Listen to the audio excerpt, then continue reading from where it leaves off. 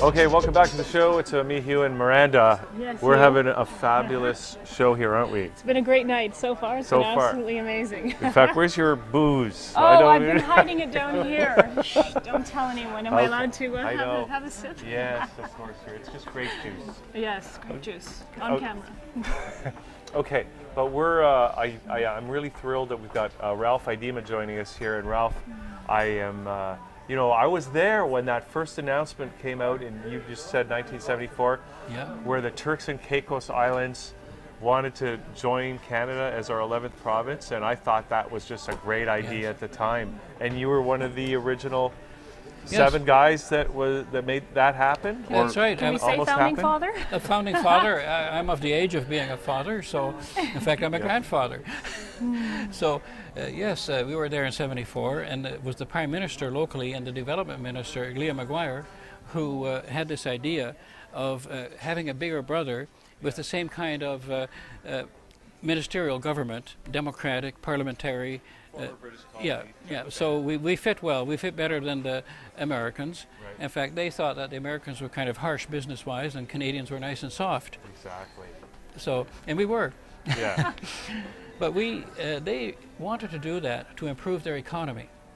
They were really at the back end of the Caribbean and the back tail end of the Bahamas, and they had no economy, their salt industry just having failed. You know, I think I didn't even hear about them until that announcement came out. Yeah. I was not even aware of Turks and Caicos at the time, so that was... Can we just give a little bit of an overview so that when people are kind of, taking a listen, they understand more or less what we're talking about, and okay, if that's all right. Well, yeah, Ralph, do you want to do that? Yeah, the Turks and Caicos proposed a sovereignty association with, pardon? Okay, good. A sovereignty association with Canada. We can't have sovereignty association, though, Ralph. Well, not l'association souveraine. I don't mean à la française. My wife is Quebecoise, and I speak the language quite well, and I understand how they think. Yeah. But this is different. This is bringing the Canadian dollar down there to avoid the $2 billion a year leakage to the economy of the Canadian dollar going south. Right. So it helps us. Yeah. But it also helps their economy. Yeah. And just to be very short, there were 5 different times over a 30-year period that they made this proposal to join Canada just with the aim of marketing. Yeah. And they ended up getting developed to the point where they got 2,000 villas, all kinds of hotels and other businesses, and they ended up going from the back end of the Caribbean to the front end. And now they're very expensive to live in. But they didn't really ever want to join us? That was just a marketing ploy? To use us? There were people who were very serious about it. Yeah. But mostly it was a marketing ploy, and our own government was never serious in Canada. I can't believe our government wasn't serious. That would have been Well, perfect. I actually had a Big Mac with the cabinet minister, and he said, when I told Mitchell Sharp, $2 billion loss to our tourist economy by way of money going out, he said, well, it's just a drop in the bucket. So, it's not worth the trouble. Oh yeah, $1 billion doesn't mean anything to the federal government. No.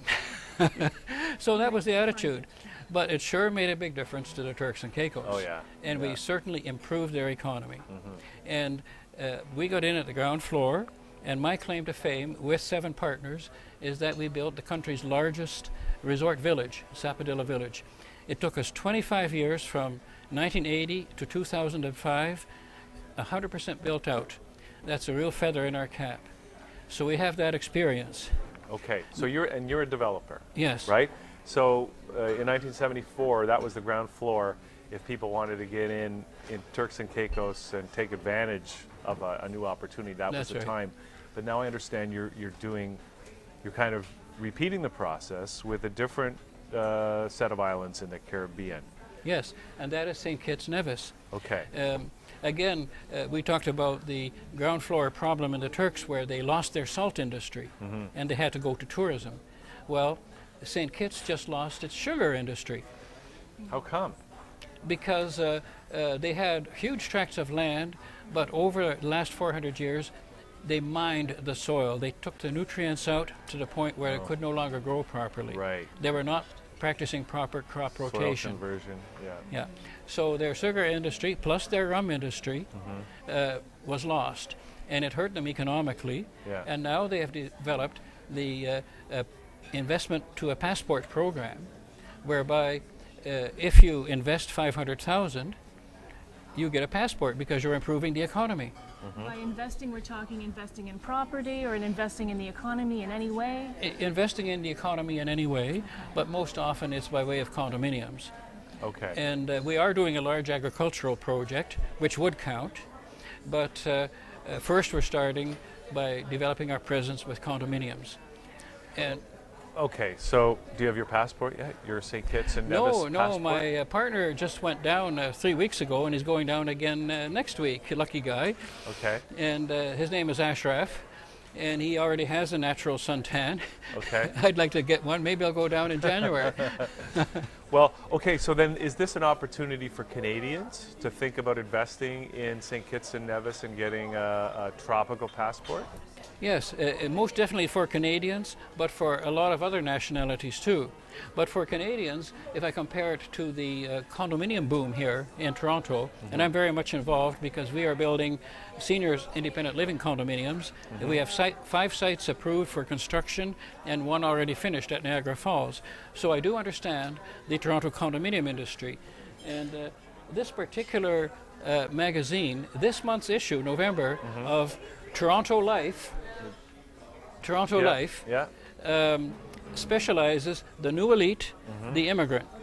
And these are the people that are coming to Toronto. Yes. And we know it's already happening. Like with the, what comes to mind for me is the Shangri-La condominium. They're all pre-sold up the wazoo. With and they're like starting at $1 million or $2 million or something like that. Those are obviously not Torontonians.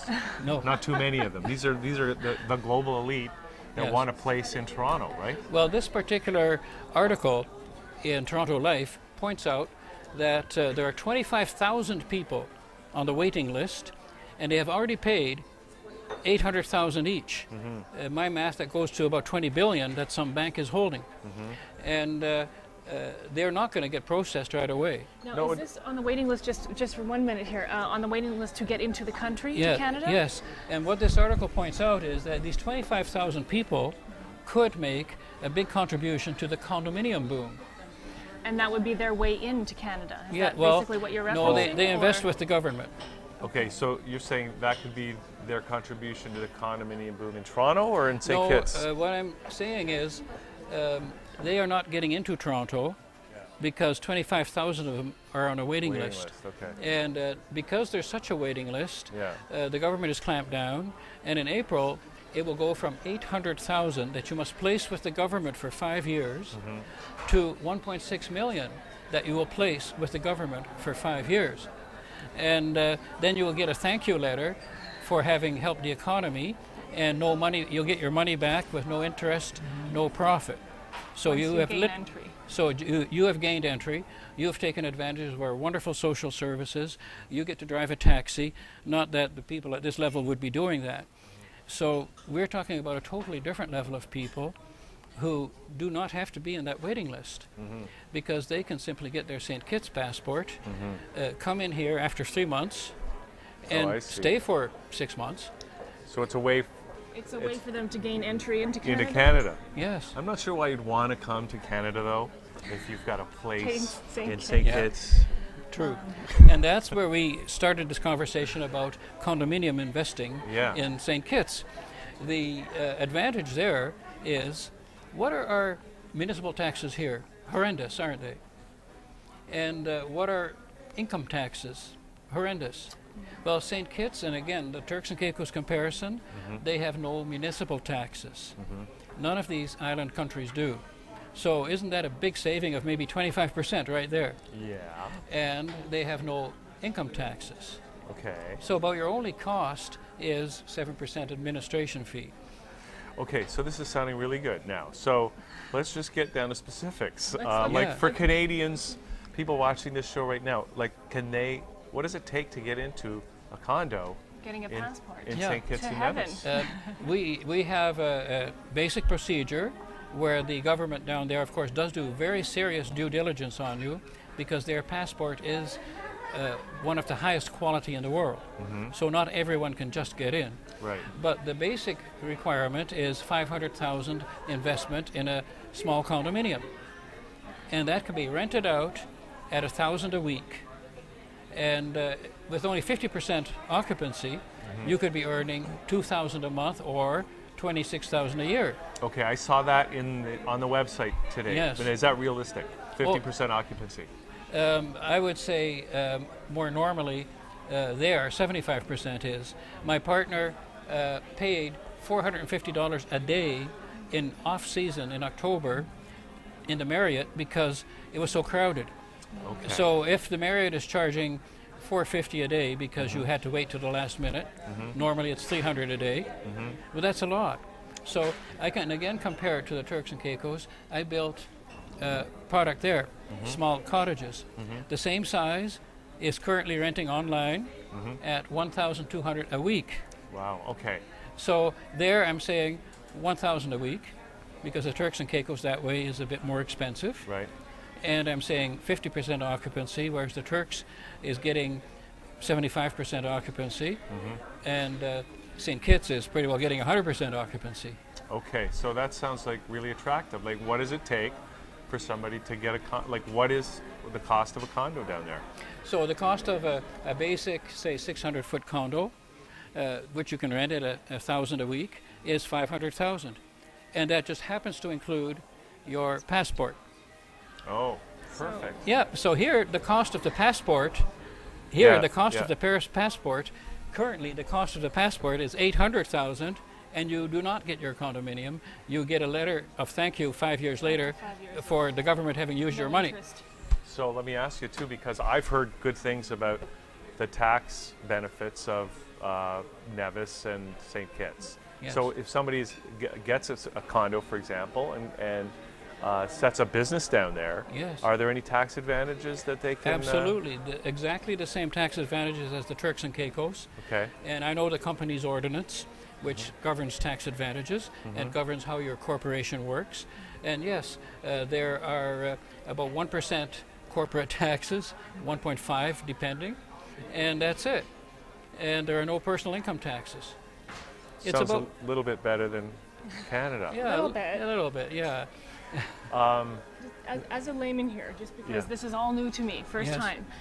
Well, you're so young. Oh, well, thank you, sir. Just wrapping my head around this, thinking as far as all of the baby boomers that are, futurely going to be retiring and, wondering if they can enjoy the laps of luxury in heaven, St. Kitts, so forth and so on.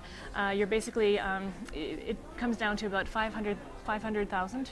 Yes. And there they will actually be able to be entitled to a condo. They will have all of the banking and privileges rights, that type of thing, and also have their own passport. And they become a citizen, lifelong. Right, exactly. So they become a true citizen, and the passport's renewable every 10 years. Wow, okay. Yeah. That sounds... And I consider it a very high quality passport because it's good without visa to 121 countries, and which is better than Canada, because one of the largest countries in the world, India, does not honor the Canadian passport.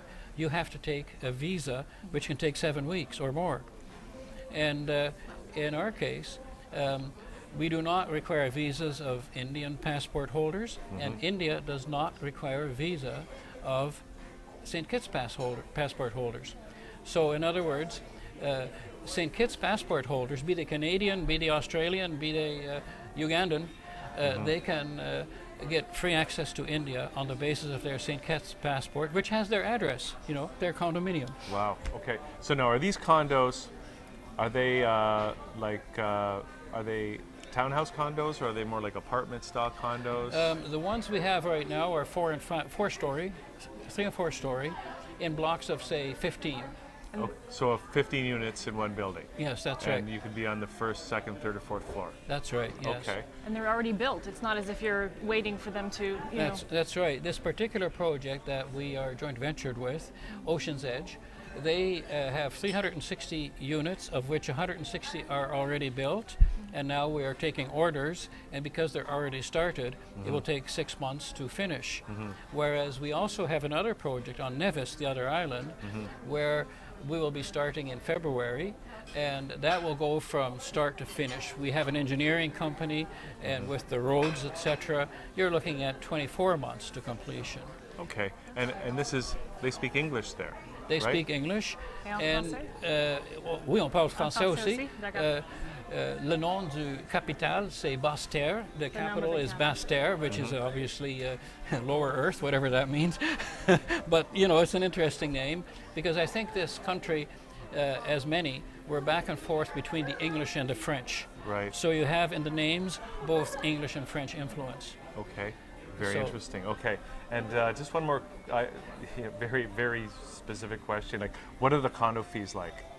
The condo fees are basically 7% management covers it. In other words, the condo fees are no more than $100. Okay, Yeah, so they're that's very, very low. way better than Toronto.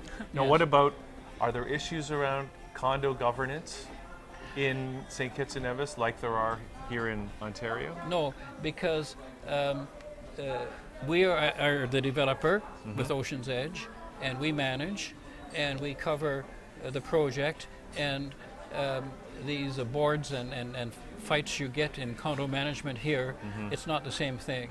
It's Okay. being managed by a professional management corporation, Okay. and the grass does get cut, etc. Yeah. They don't remove the snow, though. So, What are you going to do? How about the rain? well, that goes downhill. Actually, we like to keep it in cisterns, nice fresh rainwater. Yeah. And we do that in the Turks and Caicos too. Okay, great. And what can you tell us about St. Kitts and Nevis as in terms of a place to be, a place to live?